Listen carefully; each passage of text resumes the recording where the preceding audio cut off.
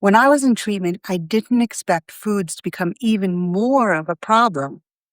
I thought nausea would be the issue, but instead, food just felt wrong. Textures bothered me, smells overwhelmed me. Some days chewing hurt, other days swallowing felt like work. And on top of all that, there was guilt, the feeling that I should be eating better, more, differently. So if you're here, whether you're a patient or a caregiver, this video is here to take pressure off, not add more. Hi, I'm Joey.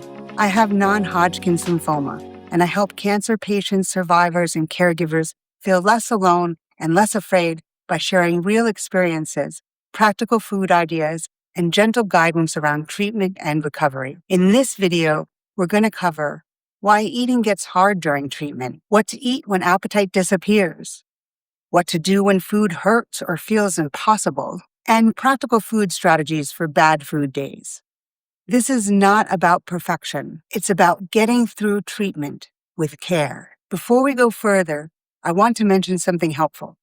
I made a free download called Gentle Nutrition for Chemo Days. It's designed for days when thinking about food feels overwhelming. You can grab it using the link below in the description. Why eating is hard during cancer treatment. Let's start with why this happens, because understanding this alone can reduce a lot of anxiety. Cancer treatment can affect taste buds, saliva production, mouth and throat tissues, digestive speed, hunger hormones, energy levels. Food can suddenly taste metallic or bitter, taste bland or like nothing at all, burn or sting, feel too dry or too thick, trigger nausea before or after eating, feel exhausting just to chew or swallow. If eating feels hard, this isn't a willpower issue. It's a treatment side effect. And once we understand that, we can stop blaming ourselves and start adapting. If food tastes metallic, a metallic taste is incredibly common during treatment, especially with chemo. Some things that can help: using plastic or bamboo utensils instead of metal, choosing cold or room temperature foods, which often taste less intense, adding a splash of citrus, vinegar, or tart flavors if your mouth can tolerate it, rinsing your mouth before meals. If meat tastes especially bad, this is very common, and it's okay to shift toward other protein sources. If food tastes bland or like nothing, when food has no taste, eating can feel pointless.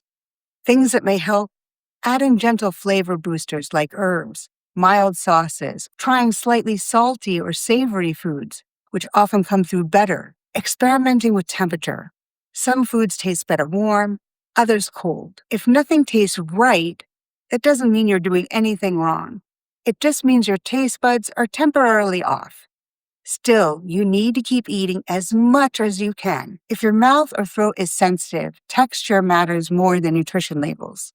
Helpful adjustments are choosing soft, moist foods, avoiding spicy, acidic, or crunchy foods, letting foods cool slightly before eating. Foods many people tolerate better are mashed potatoes or sweet potatoes, scrambled eggs, oatmeal or cream of rice, yogurt or dairy-free alternatives, smooth soups. This is about comfort first. If dry mouth makes eating hard, dry mouth can make even soft foods feel impossible. What can help?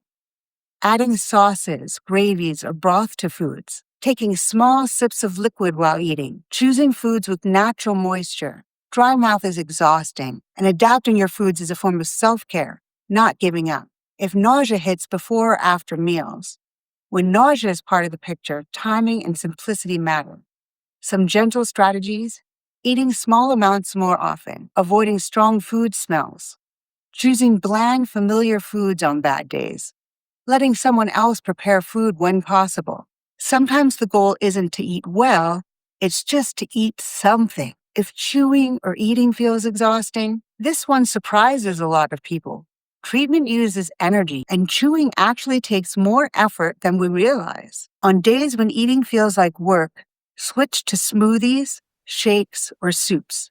Use ready-made foods without guilt. Focus on calories and protein over variety. Saving energy for healing matters. So if eating feels hard right now, I want you to hear this clearly. Your body isn't failing you. It's responding to treatment, and adapting how you eat during this time is not weakness. It's wisdom. The most important mind shift: Calories first. This is one of the hardest but most freeing shifts during treatment. During cancer treatment, calories matter more than perfection. This doesn't mean nutrition doesn't matter. It does. But when eating is hard, your body needs fuel more than rules. If the only thing you can tolerate today is a smoothie, mashed potatoes, white toast, soup, a protein shake, that is not failure. That is nourishment. Treatment is not the time to restrict, detox, or aim for ideal eating. It's a time to support your body with whatever it can accept. What to eat when your appetite is low? When appetite disappears, large meals often backfire. Instead, think smaller portions, more frequent eating, gentle foods that don't demand much effort. Some strategies that help are eating every 2 to 3 hours instead of meals, keeping food visible and easy to grab, eating before hunger hits, and foods that often work better on low appetite days are oatmeal or cream of rice, eggs, yogurt or dairy-free yogurt, smooth nut butters, soft fruit, simple soups. You're not trying to eat a lot. You're trying to eat consistently. What to eat when food hurts. If your mouth is sore, dry, or sensitive, texture matters more than nutrition labels. Helpful adjustments: choose soft, moist food. Avoid sharp, crunchy, acidic, or spicy foods. Serve foods warm or cool, not hot.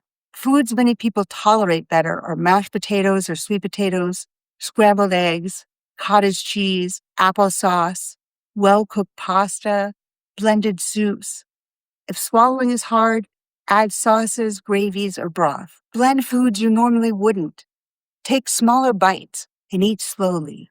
This is adaptation, not giving up. Drinkable calories when chewing is too much. On some days, chewing is just too tiring. This is where drinkable calories can make a huge difference. Options include smoothies, protein shakes, brothy soups, blended meals. You can make these at home with simple ingredients, or use ready-made options if that's easier. During treatment, convenience matters. Energy is limited. Using foods is not lazy, it's strategic. Bad food days: what to do when nothing works. Let's talk about bad food days, because they will happen. On those days, focus on fluids first. Aim for something, not balance. Rest without guilt. Helpful questions to ask. Can I sip something? Can I tolerate a few bites? Can I try again later? One bad food day does not undo progress. Consistency over time matters more than any single day. If this video is helping you feel less stressed or less alone around food, liking it really helps this channel reach others who need it too. For caregivers, how to support without pressure. If you're a caregiver, this part is especially for you. Watching someone struggle to eat can be heartbreaking, but pressure, even loving pressure, often makes eating harder. What helps more?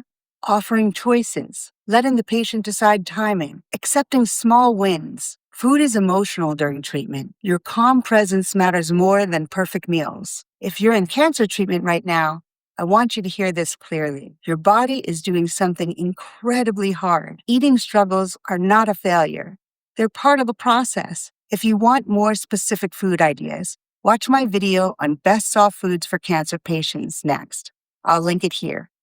And if you want ongoing support around cancer, nutrition, treatment, and emotional health, please subscribe. You don't have to do this alone. Thank you.